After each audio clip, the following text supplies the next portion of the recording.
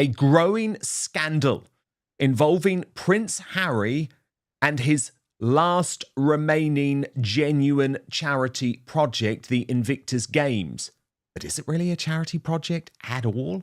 Is it just being used as a money-making scheme? You know, those 535 competitors had to pay their own way. They had to pay their own housing for the games. They had to pay for their own equipment. And Harry and Meghan got a really nice vacation out of it with lots of adorational speeches and clapping and crowds gathered for them. So it was really odd, but His name is not important for this story. What matters is what he did.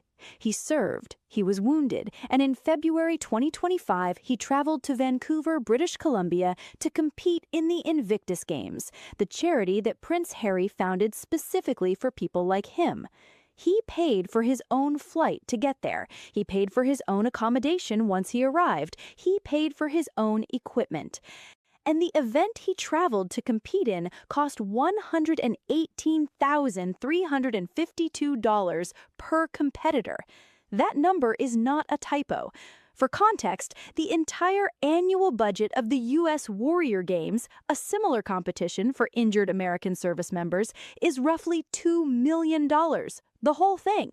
Germany runs an equivalent event for about $200,000. The Invictus Games in Vancouver spent more per person than most people earn in 2 years, and the people it was supposedly for footed their own bills to show up. So where did 63 million Canadian dollars actually go? That is the question investigators, journalists, and now corporate sponsors are all starting to ask out loud. And the answers coming back are not comfortable ones for Prince Harry.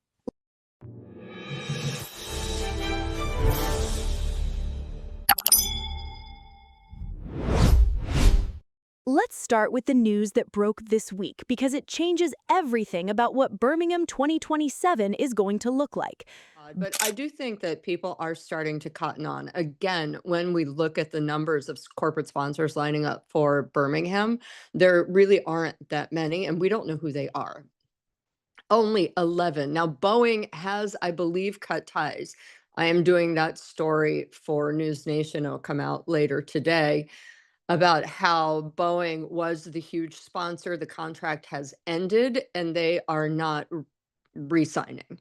So Harry has to go to Birmingham this summer. He has to drum up some sort of business because at this point, it's just embarrassing. Boeing has pulled out of the Invictus Games. Not quietly shelved, not paused pending review. The contract ended, and Boeing made a deliberate decision not to renew it. That story was broken by Paula Froelich, former New York Post columnist with over 30 years in investigative journalism, who confirmed it through her NewsNation coverage before it became public. Boeing was not a minor partner. They were the headline corporate sponsor of the 2025 Vancouver Whistler Games, co-presenting sponsor alongside ATCO, the biggest single commercial name attached to the event. And they are gone. Now, I want you to think about what it actually means when a company like Boeing walks away from something. Boeing has an entire division devoted to reputation management. They do not make sponsorship decisions on impulse, and they do not leave quietly unless the calculation has clearly changed. Their exit from the Invictus partnership was a considered business judgment, the conclusion that whatever commercial or reputational value they originally saw in putting their name next to Harry's charity no longer justifies the association. That is a serious signal, and it lands at the worst possible moment. Birmingham 2027 is now 15 months away. As of today, Birmingham has secured 11 sponsors. 11 total, and their names have not even been made public. The combined estimated contribution from all 11 of them is around £4 million. In Vancouver, Boeing and ATCO alone held the headline positions, with 44 corporate organizations supporting the event overall. The UK government has committed up to £26 million of public money to the Birmingham Games. £26 million from a city, Birmingham, that filed the equivalent of bankruptcy in 2023 and only cleared that status in February of this year. A city still dealing with basic issues like unreliable waste collection across its neighborhoods. That city is now on the hook for £26 million of public money for a sporting event with £4 million in private support. The gap between those two numbers is where this story lives. And here is something else that does not get said enough. Harry has no other full-time job right now. BetterUp ended. The Netflix partnership scaled back significantly. Spotify produced one podcast series, and then the deal concluded. Invictus is it. This is his main focus, his full-time effort. And after all of that effort, Birmingham has $4 million in private funding and 11 unnamed sponsors 15 months out. That is the situation before we even get to the money questions inside the charity itself. But the problem is, Paula, he is going to cling onto this for dear life. Because, for example, if you look at that piece that we discussed last week by Dan Wakeford, it was the only thing that could be pointed to as a Harry success project. And Wakeford's advice was basically Harry should actually focus full time on the Invictus Games because there's nothing else. I mean, African Parks is literally a disaster. I mean, he still remains involved, but it is a disaster. Obviously, he has nothing to do with Centre Bali now. And it was him and his reputation and his terrible behavior that drove that into the ground. Let's go to Vancouver, because the numbers there are where the real questions begin. They hear things, they say, oh, Invictus Games, 4 wounded warriors, which sounds like the Wounded Warrior Games. And people think, oh, this must be great. And a lot of people are unclear how to read a tax return or to check stats. And so I think it was just very easy to say, oh, the Invictus Games, it's great. It does all this. And then you start looking into it and you're like, hey, what the heck is going on here? The 2025 Games brought together 543 wounded veterans from 23 countries. The total cost was 63.2 million Canadian dollars. As I said at the top, that works out to approximately $118,352 per competitor. Around 30 million Canadian dollars of that total came directly from public funds. The Canadian federal government contributed $15 million through Veterans Affairs Canada. The province of British Columbia added another $15 million through its Ministry of Tourism, Arts and Sport. Here is where it gets complicated. That public money, your money effectively if you are a Canadian taxpayer, did not go directly to the Games operation.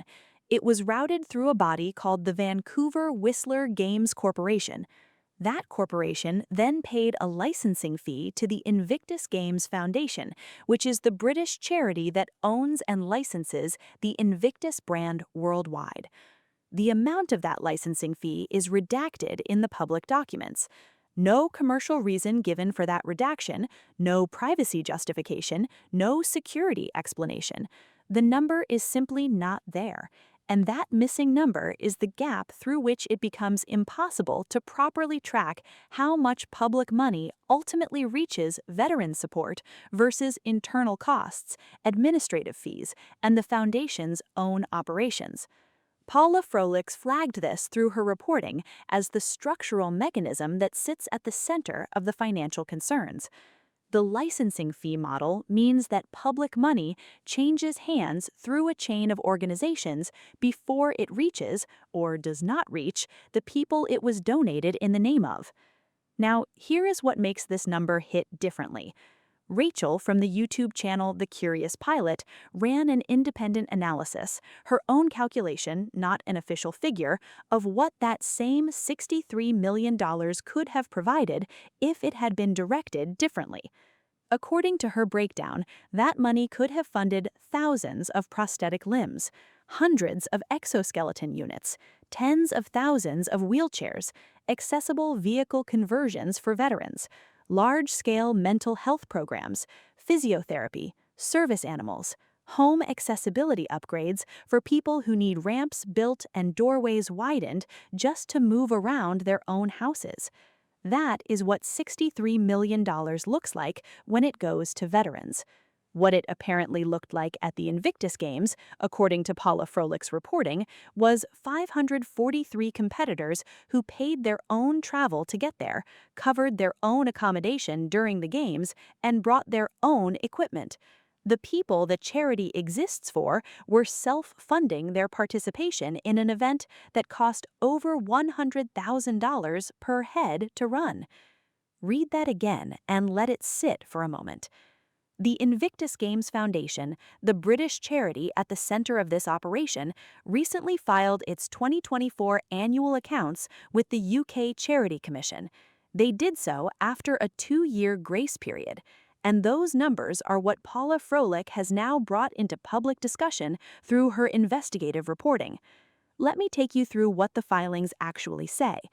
Direct grants to veteran organizations were cut by 63% in a single year. In 2023, the foundation gave £534,973 directly to veterans. In 2024, that figure fell to £200,328. That's a cut of more than £300,000 going directly to veterans in the same year that the foundation's own income rose by 41%. Think about that combination. The charity takes in 41% more money, and it sends 63% less of it to veterans. At the same time, a new 6-figure executive role was created inside the foundation.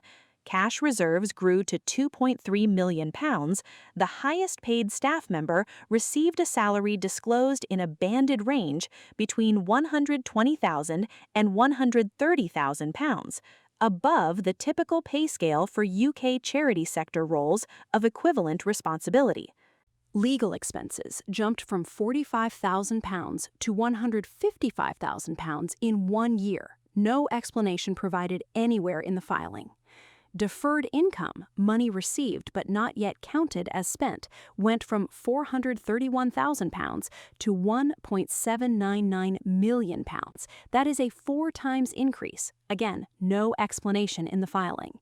An American for-profit company, its exact name is disputed across published reports and has not been independently verified against the actual Charity Commission document, so I am not going to name it here, with no description of purpose anywhere in the filing, received nearly £30,000 in 2023, nothing in 2024, no explanation of what the payment was for.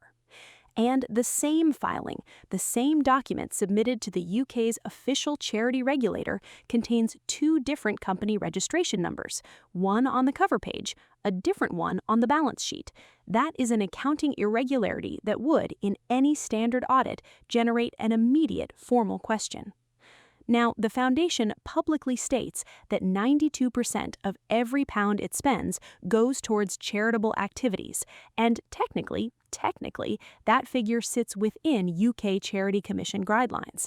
But here is the part that matters. That 92% includes the cost of running the games themselves, hotel costs, transport logistics, production, ceremonies, broadcast arrangements, staff travel, event operations. All of it counts as charitable activity under the reporting category. Direct grants to veterans, which just dropped 63%, sit inside that same 92% figure. They are not separated out. So when the foundation says 92 pence in every pound goes to charitable activity, what they mean is that 92 pence goes to everything from running the games to paying for event infrastructure to a small and shrinking amount that reaches veteran organizations directly. That is not dishonest by the letter of UK charity law, but it is misleading by any honest reading of what donors, corporate sponsors, and taxpayers think they are supporting. If you have just found this video, stay with me, because what I am about to cover in the next 10 minutes is the part of this story that the mainstream media has been most reluctant to touch. we are going to get into what Tom Bower alleged about private jets and five-star hotels, why the wheelchair basketball moment at Vancouver matters more than it first appears, and what insiders currently inside the Invictus structure are reportedly preparing to say once Birmingham is done. This is where it gets personal. Tom Bower, not a tabloid gossip writer, is an investigative biographer with a long track record of documented, sourced work on powerful figures. In his book, Betrayal, Bower alleged that funds connected to the Invictus operation were directed towards private jets, five-star hotels, and personal transportation arrangements linked to Harry and Meghan. His sourcing for those claims was internal. What Paula Froelich's financial analysis has done is place official numbers alongside the pattern Bower described. The allegations from Betrayal are one thread, the Charity Commission filings, the Vancouver tax records, and the licensing fee structure are another. They are now being read together by people examining this story. And Invictus is not an isolated case. It's the last one still standing. African Parks, a conservation charity Harry was publicly connected to, is currently dealing with an active sexual assault investigation involving rangers in the Democratic Republic of Congo. Sentabale, the charity Harry co-founded with Prince Siso of Lesotho, is currently before the High Court in a case connected to Dr. Sophie Choundalka, the former chair who was reportedly pushed out after raising governance concerns. Archwell has largely wound down. Various other Sussex-linked charitable structures have contracted, closed, or become legally entangled. Invictus is the last major vehicle still operating at scale. Writer Dan Wakeford, in a piece referenced by Dan Wooten on his Outspoken broadcast, essentially told Harry that Invictus was now his only real option. Everything else was gone. Focus here was the advice, because there is nothing else to focus on. The problem with that advice is that the organization Harry is focusing on appears to be built on a staffing model that systematically removes challenge and replaces it with alignment. It is very difficult because Harry has gotten rid of people at places like the Invictus Games Canada, where two people resigned, wink, were pushed out because they disagreed with Harry. Harry then put someone else in the place who is a huge supporter of Harry's. When two senior figures at Invictus Games Canada reportedly disagreed with Harry over operational decisions during the preparations for Vancouver, they left, or were removed, depending on which account you read. Harry then brought in people who shared his approach. That outcome, repeated across an organization over time, produces a structure where nobody left inside is willing or able to tell Harry when something is wrong. You end up with an organization full of people who agree with the person in charge, which sounds functional, until something goes wrong and there is nobody positioned to say so. Dr. Sophie Choundalka's situation at Sentabale is being cited by commentators as the clearest example of what that dynamic looks like when it reaches a breaking point. She reportedly told Harry directly that his connection was now making it harder, not easier, to raise funds, that his name had become a hindrance rather than an asset. According to reporting discussed on the Outspoken broadcast, his response to that assessment was not productive. He is now involved in high court proceedings with the organization he co-founded. The pattern being identified across these structures is consistent. Governance concerns get raised internally. The person raising them ends up removed or in legal dispute. The organization continues under people more closely aligned with Harry's direction, and the financial results, over time, reflect the absence of that internal challenge. Now let's talk about what actually happened on the ground in Vancouver, because the attendance picture is something that the coverage at the time largely ignored. Volunteers at the Vancouver Games reportedly outnumbered competitors by roughly 5-1, and the volunteers outnumbered paying spectators by a similarly significant margin. For most of the competitive events, according to Froelich's reporting and observations discussed on the Outspoken broadcast, the stands were largely empty. But also there was no one in attendance. Harry and Meghan came in for 10 minutes for an adoring love shot, and of course Meghan kissed Harry. And it looked like it was good and full. It wasn't. So I think the public interest is waning. And also in this time of economic disparity, people really want to know where their money is going to. The crowds came when Harry and Meghan appeared at specific venues. Their appearances were typically brief, around 10 minutes at a time. Those windows generated strong photographic coverage and gave the impression of a well-attended, popular event. Outside of those moments, the stands told a different story. That contrast matters because it shifts what the Invictus Games actually is in practice. If the competition itself does not draw a crowd, but the Sussex appearances fill venues for 10-minute windows, then the primary output of the games is not athletic competition. It is media content. The veterans compete, and those competitions form the backdrop. The images of Harry and Meghan engaged and emotional and receiving applause are the actual product. That is what the $63 million is producing. Then there is the wheelchair basketball match that Tom Bauer described in Betrayal, a moment that generated significant discussion and some pushback when it was raised publicly. During a match in Vancouver between the United States and Nigeria, the American team did not require wheelchairs. The Nigerian team did. After the match ended, the American players stood up and walked off the court. Some of the criticism of raising this point is that it dismisses PTSD and psychological injury. That argument misses what is actually being said. Nobody is arguing that mental health injuries from military service are not real or serious. They are real. They are serious. The point is a different one. When the Invictus Games was founded and publicly described, the framing was physical injury and adaptive sport. The public understanding, the one that brings in donors, corporate sponsors, and government funding, is built on that framing. If the Games has since expanded to include participants whose injuries are psychological rather than physical, and who therefore do not require any physical adaptation to compete, then that change needs to be clearly communicated to the people funding it. The Paralympics works because the classification system is strict, transparent, and publicly understood.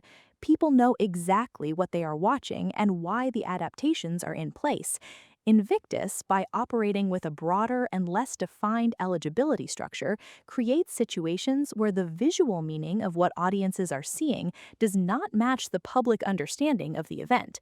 If the scope has changed, say so. Be transparent about it. The problem is not the inclusion of mental health injuries. The problem is the silence around a significant operational shift that affects what donors, sponsors, and governments think they are paying for. There is one document that sits at the center of the leadership questions around Invictus, and it did not come from a journalist or a critic. It came from Harry himself. During his legal case against the publisher of the Daily Mail, private notes Harry had sent to a Daily Mail reporter were disclosed through the formal discovery process. In those notes, Harry described his feelings about what he called pressing the flesh, the direct personal engagement, the handshaking, the sustained contact with donors and potential supporters that forms the practical foundation of real charity fundraising. He did not describe it as difficult, he described it in terms that made clear how much he disliked doing it. In public, Harry has described his service and charitable work as something he was born to do. In those private notes, the part of that work that actually produces results, the direct relationship building, the repeated asks, the hours of FaceTime with people who need convincing, was something he privately expressed real resistance to. Those two things do not sit easily next to each other. Fundraising for a charity of the Invictus scale is not a ceremonial duty. It is not showing up twice a year for applause. It is 9 to 10 hours of daily relationship work, calls, meetings, pitches, follow-ups, negotiations with corporate partners, personal appeals to major donors. That is what closes a funding gap. That is what turns an institutional figurehead role into an organization that actually has money to spend on its beneficiaries. Harry's documented private attitude toward that work, combined with a Birmingham sponsorship pipeline that has produced £4 million against a £26 million government commitment, tells a coherent story. And that story is not the one being told in the public messaging around Invictus. Paula Froelich, in her NewsNation reporting, noted that qualified senior marketing candidates approached about roles with the Birmingham 2027 organizing team have declined those offers after learning of Harry's connection to the organization. At least one reportedly said her professional reputation would be at risk. The person's job it would be to go out and secure the missing sponsorship money does not want the job because of who she would be doing it for. That is the operational picture for Birmingham 2027, 15 months out. So let's put the full picture together. The UK government has committed £26 million of public money to Birmingham 2027. Birmingham, a city that filed a Section 114 notice, the local government equivalent of bankruptcy, in 2023, and only cleared that status in February of this year, is now carrying that financial exposure on behalf of a charity whose private sponsorship sits at £4 million from 11 unnamed partners. Boeing is gone. American Airlines has faced public boycott pressure from royal commentary channels, including Meg's and Royal Grift, who have called on corporate sponsors to reconsider their involvement. Senior marketing leadership candidates are turning down the roles responsible for closing that gap. Inside the organization, according to Froelich's reporting, there are people trying to hold things together until Birmingham is complete. Their reported calculation is that once the games are done, they will feel able to speak more openly about what they have seen. That is not a description of an organization with strong internal confidence in its direction. That is a description of people counting down to a finish line. The Boeing exit carries a specific weight here. Boeing is not a company that makes reactive decisions. Their sponsorship choices are run through reputation analysis, legal review, stakeholder consultation. When they concluded at contract renewal that they would rather not continue, that conclusion was carefully reached. And in the corporate world, when a company of that scale makes that kind of quiet exit, others in the sponsorship market notice. The structural problem for Birmingham is now this. The funding model assumed government support would cover roughly half the budget, and private sponsorship would cover the other half. With 11 sponsors and £4 million committed, the private half is not materializing. That means the government's £26 million is not covering half, it is covering almost everything. And the political question of whether Birmingham taxpayers and UK taxpayers more broadly should be carrying that weight for a charity with the financial profile now being publicly documented is going to get louder as 2027 approaches. Harry has no other active professional role to fall back on. Invictus is his main work, and the output of that work, measured by the metrics that actually matter for a charity, money raised, veterans directly served, organizational stability, is not matching the institutional support being directed toward it. Here is where I keep landing when I go through all of this. 543 veterans got themselves to Vancouver at their own expense to compete in an event that cost over $100,000 per person to run. The charity that received public funding in their name cut its direct grants to veteran organizations by 63% in the same year it grew its own cash reserves and added a six-figure executive role. And the headline sponsor just walked out 15 months before the next games. The veterans showed up. The money did not go to them. I want to know what you think. Drop it in the comments. Do you believe Birmingham 2027 actually happens? And if it does, do you think it should be funded by the British taxpayer given what we now know about where the money goes? Share this video with someone who follows this story. The mainstream media has been slow to cover it. Paula Froelich's reporting deserves a wider audience, and so does this conversation. I will see you in the next one.